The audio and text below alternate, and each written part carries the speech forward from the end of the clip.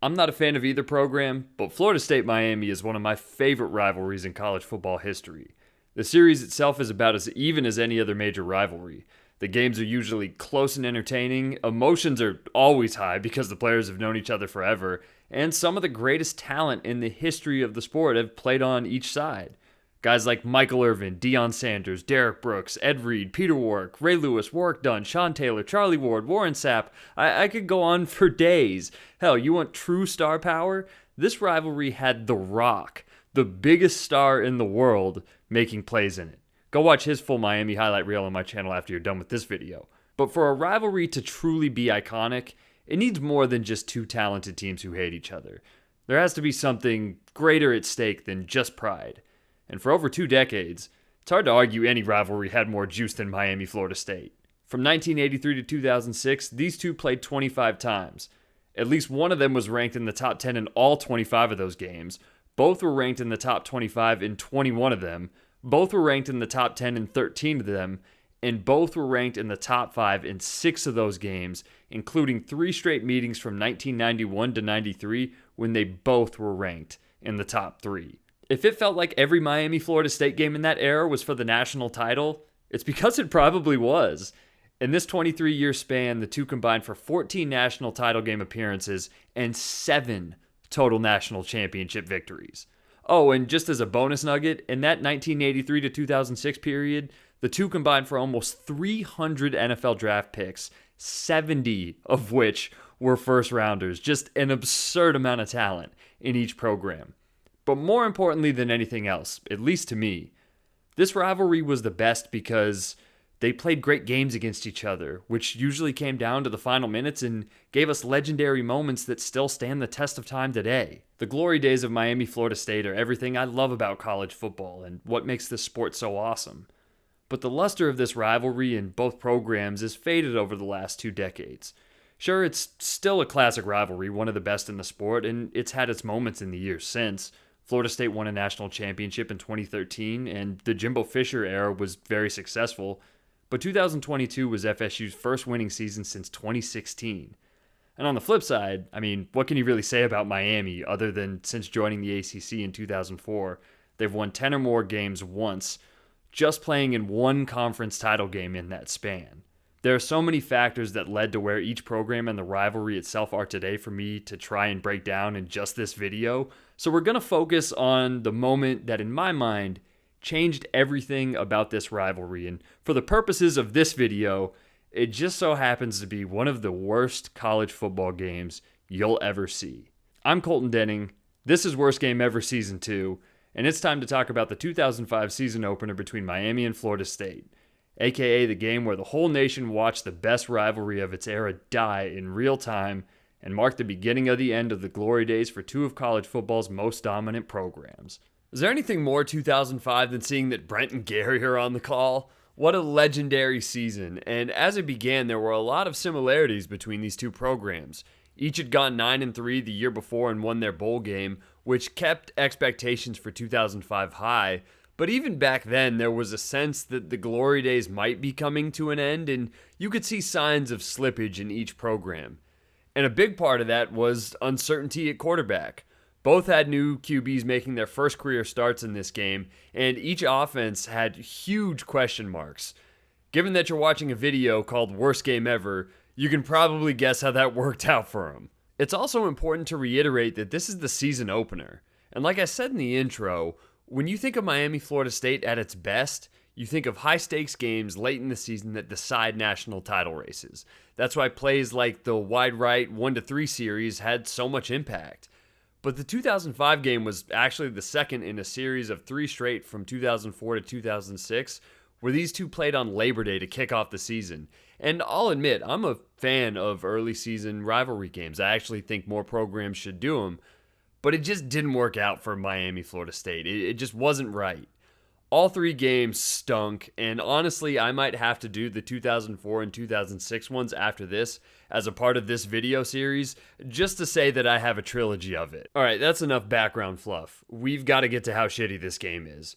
Miami gets the ball first and actually has a decent opening drive. Tyrone Moss breaks off a few nice runs, getting Miami into Florida State territory, but the drive stalls out at the 30-yard line, forcing a 47-yard field goal, which kicker John Petty leaves just short.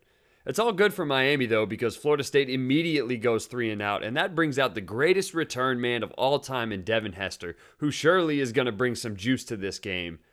But this is how you know it's fucked, because he makes a brutal decision to try to play the ball, muffs it, and Florida State recovers. He catches a big-time break, though, because it gets reviewed, not by a challenge, because there were no challenges in the ACC in 2005. It comes from a neutral observer at the stadium, which sounds like an idea everybody should bring back, and the call gets reversed because it gets ruled that the Florida State player was out of bounds when he recovered it.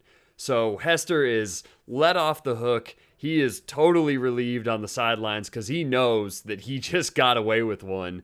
But it doesn't matter because on the very first play of the drive, Kyle Wright goes full FedEx airmail. It gets picked off by Florida State, returned inside the 10, but they take an illegal block penalty, so the ball gets moved back to the 29 instead. It's just an awful throw, and thankfully the football gods were just on this one because there's no reason that call should have gotten overturned. Florida State gets the ball, though. Lorenzo Booker has a 24-yard run to put it inside the 2-yard line, and then fullback James Coleman punches it in for a 7-0 Florida State lead. Quick sidebar for any fans in the comment section crying about me saying this game killed Miami FSU on a national stage. As this handy graphic shows you, 2005 was the year that the ACC realigned their divisions and also introduced the ACC title game. Miami and Florida State were put in separate divisions, presumably because the ACC knew they'd be printing money if the best rivalry in the sport at the time was the conference championship every single year. Fast forward to 2023 and we still haven't seen it once. Anyway, Wright almost throws another interception to end the next Miami drive, and then Florida State is slow coming onto the field after the ensuing punt and burns their second timeout with 6:53 left in the first quarter. We'll come back to the timeout usage in this game later. Leon Washington gets Florida State inside the 30 with a 24-yard run, but the drive ends when offensive coordinator Jeff Bowden calls a toss on 3rd and 4 to the short side of the field, simply because he just doesn't trust QB Drew Weatherford at all, and it gets blown the hell up. But you know what? I don't blame him. It creates some uneasiness in the crowd, though, because Bowden is already on the hot seat for how bad the offense was in 2004. And thankfully for us, the ABC crew has already prepared for this moment because instead of going to break after the field goal to make it 10-0, they cut to a sit-down they did with Bobby Bowden on whether the criticism of his son bothers him. Here's what he says. Oh, sure it does. You know, people can't get to me. I've been here too darn long, and so they know getting on him gets to me. And I think a lot of them try to get to me. They don't want. I'm so sweet. They don't want to hurt me. You know. So get on Junior there. Watch Daddy bow up. You know. There is no nepotism like football nepotism. Truly special. On the last drive of the first quarter, Miami actually puts a decent drive together. They get their first 2 completions of the game while Tyrone Moss continues to run well, but I felt so bad because every time he had a good run, the broadcast would just bring up how the Miami coaching staff kept telling them all week how pissed they were that I guess he was so fat the year before. But it all leads to this 3rd and short where Wright throws a perfect ball between a Florida State defender's hands, and it also goes right through Greg Olson's hands. He just flubs it, and it leaves him with a 39-yard field goal that goes wide left. And Miami's already 0 of 2 of field goals on the day. It's a high snap, and the laces are on foot. And I swear to God, there's devil magic in this rivalry when it comes to special teams, and we're just getting started on that front. But a very ugly first quarter ends with a 10-0 Florida State lead. Miami immediately gets the ball back, though, because Florida State goes 3 and out. And once again, Miami is in FSU territory, but Kyle Wright throws his second interception of the game. This time it's linebacker Ernie Sims who makes a great play. And I was 13 in 2003 when Ernie Sims decided to go to Florida State. He's probably the first guy that I remember being like a dude in recruiting. He was a hell of a player, played 8 years in the NFL, was a top 10 draft pick. And even though Florida State doesn't do anything on the next drive, the interception gives ABC an excuse to run this interview they did with Ernie Sims in pre-production. They're killing it in pre-production on this one. And if you weren't around for this era, if you're a little younger and you want to know what type of player Ernie Sims was, let him tell you. My favorite thing about being a linebacker is just being able to legally try to hurt somebody.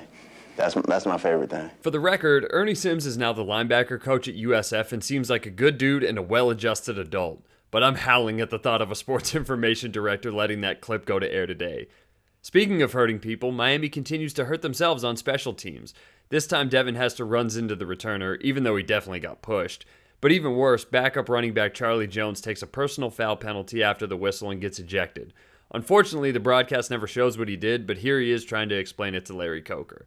The two penalties give FSU great field position, but they can't even get a first down, which leaves them with a decision to make. It's 4th and 3 at the 33. Do you go for it, do you kick, or do you do what they did here and fake a punt that goes nowhere? That's how little trust the Bowdens had in their offense. Also, I'm just going to say it again, it truly amazes me how many games in this rivalry have been decided by shitty special teams play. But the thing that pisses me off the most about this game is that even when things get going, moments of stupidity completely derail it. Miami's moving the ball once again, and they're threatening enough that with 7:16 left in the half, Florida State burns their final timeout, this time on defense. That apparently doesn't give Miami enough time to craft a play because they come out of the timeout and immediately take one of their own. It works out for the best though because they score on the very next play when Wright hits receiver Ryan Moore for a 35-yard touchdown to cut the score to 10-7. But even on that play, which looks cool initially, look at the calamity in the Florida State secondary. That's just awful defense. After another Florida State drive goes nowhere, poor Devin Hester, man. He muffs his second punt of the night. This is maybe the worst game of his whole life, and it's so out of character that Gary Danielson goes as far as to accuse Deion Sanders of sabotage. Didn't he have a conversation with Deion Sanders? I think Deion might give him a little bad information or something like that. Deion said he was helping him, but he was trying to help FSU. Gary might have been onto something there because the rest of the first half is just a comedy of errors. Receiver Lance Leggett drops a beautiful third down throw from Wright that's perfectly on the money. Drew Weatherford responds by throwing a pass that's not on the money. He lofts a duck into double coverage on first down for no reason. And of course, Miami wastes more great field position and tough running from Tyrone Moss by failing to convert when they get into FSU territory. And at this point, you would think that each coach would just be begging to get into halftime. And Florida State tries to by running the ball, but Miami calls a timeout. And I get it, it's 2005 and you have Devin Hester, but maybe just let the clock run when he's already fumbled 2 punts already. Florida State must have thought the same thing because 80% of the roster doesn't notice the timeout and has already run off the field, so they have to spend another 3 minutes getting everyone back on. And the first half fittingly ends with Leon Washington fumbling and Brandon Merriweather having a decent shot at a return for a quick second. But Florida State goes into the half up 10-7, despite only throwing for 14 yards and being outgained by almost 100. Miami's missed 2 kicks, and each team has 2 turnovers and are a combined 1 of 15 on third down. The second half starts with the Jeb Bush interview. Fuck me. You know things are going to get nasty when Brent brings out the short sleeve button up, and after FSU's first drive of the second half dies instantly, he leaves no doubt coming out of the commercial break with one of the horniest moments in sports broadcasting history. 1,500 red-blooded Americans just decided to apply to Florida State. Brent was a certified pervert, and I'm still wondering how and why he came up with 1,500 as the exact number. I'm also wondering if this is the worst special teams game ever because Miami goes 3 and out and they make yet another massive mistake when Florida State blocks the punt, setting them up inside the 5. And it's at this point you're thinking Florida State surely can't fuck this up. This is about the closest you can get to a guaranteed touchdown drive, and it's almost like the whole broadcast had an ability to see into the future because as their offense takes the field, ABC shows this graphic on their red zone stats from the year before. It's all starting to make sense why FSU fans wanted Jeff Bowden fired so badly. They get stuffed on first down even though Coleman makes a spectacular effort. Same exact thing happens on second. They get bailed out on third because Miami has to take a timeout because they only have 10 players on the field. And I understand that Bowden didn't trust Weatherford to throw the ball, but that's brutal. And to cap it all off, Florida State false starts on the kick, and then Gary Sismesha goes 2002 mode and boots the 26-yarder wide left.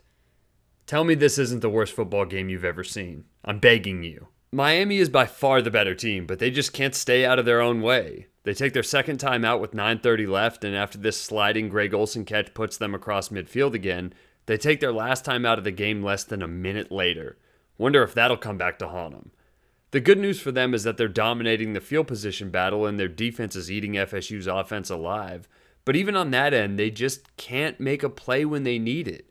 It looks like Merriweather has an interception here, but the neutral observer buzzes down and rules that the ball hit the ground, so the Noles dodge another bullet. They keep handing out gifts though, this time on a terrible punt that starts Miami on the 39-yard line, but they actually lose yardage thanks to 2 sacks. And you know what? I should give the defenses some credit here. They both balled out.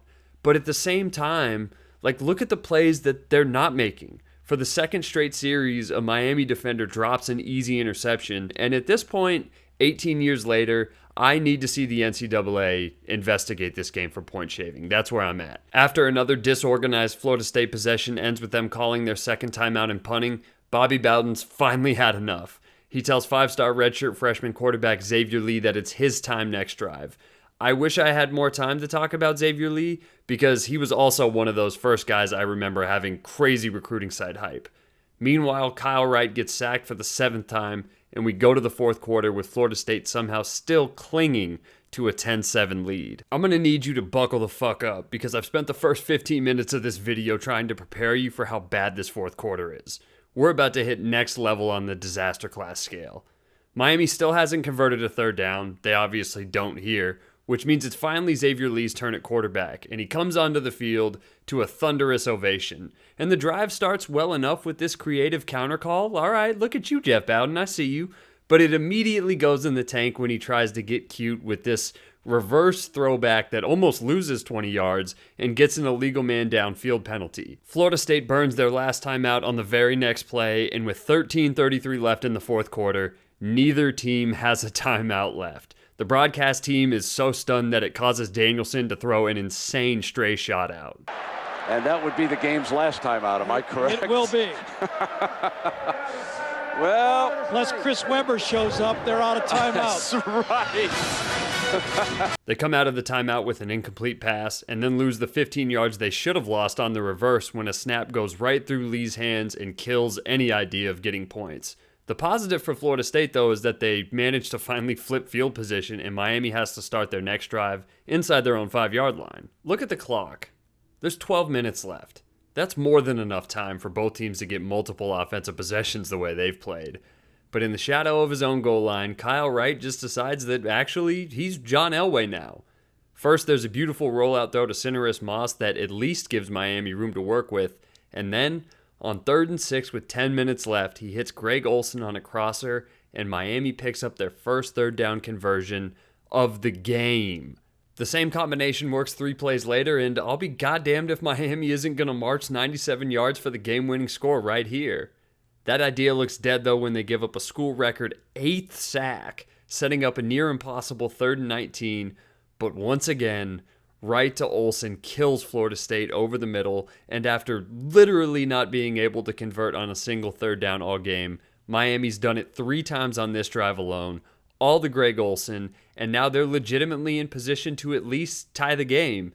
Olsen's just unstoppable at this point. He does it for a 4th time, putting Miami in the red zone, and Wright follows it up with probably his best throw of the game, rolling to his left and hitting Ryan Moore at the 2. And I should have mentioned this earlier, but Florida State is on a 6-game losing streak in the rivalry at this point, and this play and really this whole drive had to feel like a dagger right to the stomach in the moment. But as we saw from Florida State earlier, sometimes 1st and goal from inside the 5 is far from guaranteed points. If this game were a book or a movie, this would be the final chapter, the last sequence where it truly solidifies itself as one of the worst of all time. After the 1st down handoff to Tyrone Moss gets stuffed, Miami decides to throw out of this goal line set, and Kyle Wright takes a sack that you just absolutely can't take in this situation. It's Florida State's 9th of the game, but this one is all on him. You have to know to throw the ball away there, even in your first start. And it's a shame because he's led this great drive that's taken almost 10 minutes off the clock, but it's an absolute killer. So on 3rd down, they keep it as vanilla as possible with what I guess is a screen to Cineris Moss. It's conservative as hell, but I get it, especially after what your young quarterback just did. You want to kick the short field goal and tie the game, go to overtime. I don't love it, but I've seen calls much worse. Within the context of this particular game, though, I can't believe Larry Coker left it up to his special teams. They've had a disastrous game. They've already missed 2 kicks, but in the end, he trusts them to execute a simple kick to tie the game, and once again, the kicking game bites Miami in the ass. I swear the night before this game, Bobby Bowden must have gone to the devil and said, "You know those 3 wide rights and the wide left from a few years ago? Yeah, I'm cashing in all that karma tomorrow night." It's the only explanation from everything that happened in this game. And as you see on the replay, it's not a great snap, but the holder just flubs it and Miami doesn't even get the kickoff. But here's my biggest beef. In a normal ass game, in any other game, all of this would suck because you just took 10 minutes off the clock, you didn't score, and there's only 2:16 left. But you'd at least feel decent about possibly getting the ball back because the other team hasn't done shit offensively. Look at Drew Weatherford's stat line. But this isn't a normal game. You wasted all your timeouts in the third quarter and you can't stop the clock. So as much of a failure as this game is for Miami special teams, and you can pin it right directly on that, this was also coaching on the offense. This was a team-wide failure, a program-wide failure by Miami, and really kind of encapsulates their downfall. Weatherford sneaks for a first down, then Florida State kneels out the clock, and that's it. FSU breaks their 6-game losing streak in the rivalry by winning a game where they only had 9 first downs, got outgained 313 to 170, and finished 2 of 14 on third down. Remember, Miami had 0 third down conversions going into their final drive and still finished with more than Florida State. The teams were a combined 6 of 30 on third down. In the postgame, Bobby Bowden's obviously happy with the win, but also sounds like a man who knows his offense is about to be in hell for the next 3 months. So we got to find out what our problems are. I see what they are. I hope we can do something about it. And they are what? Our quarterbacks have got to play more. Got to play better. Thanks, Coach. Yeah. The quarterbacks did not play better. And that's actually a good segue into what happened to both teams afterwards because their seasons are fairly similar.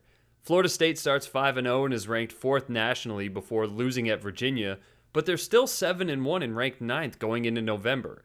It all comes crashing down, though, when they lose at home to NC State, then get crushed in back-to-back weeks by Clemson and Florida to finish 7-4. It's a disappointing season, to say the least, but the funny thing is that the rest of the Atlantic is so bad that they still win the division. Miami rebounds by winning their next 8 games, including stomping number 3 Virginia Tech 27-7 in Lane Stadium. They're ranked 3rd with 2 weeks left in the season, but lose 14-10 to Virginia Tech at home when Tech's defense basically just runs the same game plan as Florida State did and sacks Kyle Wright 7 times. They close the season with a win over Virginia to finish 9-2, and you'd think that plus their win over Virginia Tech would be enough to win the Coastal, right? Nope. Losing to Miami was Tech's only loss of the season. They beat North Carolina in the final week and clinched the division, and we don't get the Miami FSU ACC title game rematch that still hasn't happened 18 years later. The very next week, Florida State, coming in on a 3-game losing streak, somehow beats Virginia Tech, winning the inaugural ACC championship game and locking up an automatic BCS bid to play Penn State in the Orange Bowl. And remember what I said earlier about thinking that Bobby Bowden must have gone to the devil to cash in all that special teams karma? Well, it all comes back to haunt him here, because in Miami, the place where special teams in the kicking game always cost Florida State, they miss an extra point and 2 kicks in overtime and lose 26-23 in 3 OTs. As for Miami, well, they play LSU in the Peach Bowl and kick a field goal on their first drive to go up 3-0, then promptly get embarrassed the rest of the game, losing 40-3. In my opinion, this is the game where Miami's run as a national contender officially ended, and you can pinpoint the exact moment it happens because it's right here when LSU runs a fake field goal when they're up 34-3. That play, it killed Miami. They were done right there. And as I wrap up here and give some closing thoughts, I'm wondering if I put too much sauce on it at the beginning by saying that this was the death of the Miami-Florida State rivalry on a national scale, if I was being too dramatic. And then I think about what we just watched and what happened to each program afterwards, and no, this really was the death of Miami-Florida State on a national scale.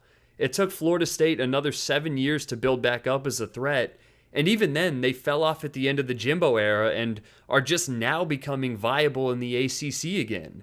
Meanwhile, Miami's won 10 games once in the last 17 seasons, and they're not even an ACC threat, let alone a national threat. And maybe somebody in the comments will bring up that when they played the next season in 2006, they were both ranked, so the 2005 game couldn't have killed the rivalry. My rebuttal to that would be, yeah, they were ranked only because it was week 1 and it was based off of name alone. Both of those teams sucked, and that game sucked too. Outside of that, Miami and Florida State have only played each other as ranked teams 3 times in the years since. This game was truly the end of an era, one of the greatest in college football history, and one of the greatest rivalries ever, and it closed on arguably the lowest note possible. As for where it ranks on the worst game ever scale, in relation to the 3 episodes I've already done, which you should go watch after you finish this one, it's absolutely the worst. I expected all those other games to be terrible. The 2011 Ohio State-Illinois game was a matchup between a suspension-riddled roster with a freshman quarterback and an interim coach in Luke Fickell going up against Ron Zook. The 2018 Redbox Bowl had Mark D'Antonio flat out refusing to play offense. And the 2006 ACC title was Wake Forest content to play for field goals while Chan Gailey let Reggie Ball throw 29 times for some reason. For Miami, Florida State, you had the best rivalry of its era between championship-level programs still stocked with talent and recruiting at a high level with championship-winning coaches playing a disaster of a game that set the tone for the dark years to come. That's why it takes the cake in my eyes. That's going to do it for this episode of Worst Game Ever. If you enjoyed it, please subscribe to the channel. I've got a ton of awesome college football stuff already up here and more to come. I know I'm biased in this regard, but I think that this is the best college football channel on YouTube. There's a ton of stuff, past and present, and there's really something for everybody here, unless you're like a Nebraska or Michigan fan. I think I have something for every single fan base, and the only way to keep growing this channel is with your help. So like, subscribe, and share the videos if you enjoy them with your friends. If you also want to support my work, you can do so by subscribing to twostripescpd.com. That's where all of my college football writing is. I also post the videos up there, and you can also follow me on Twitter @DubsCo. Thank you for watching, and I'll catch you next time.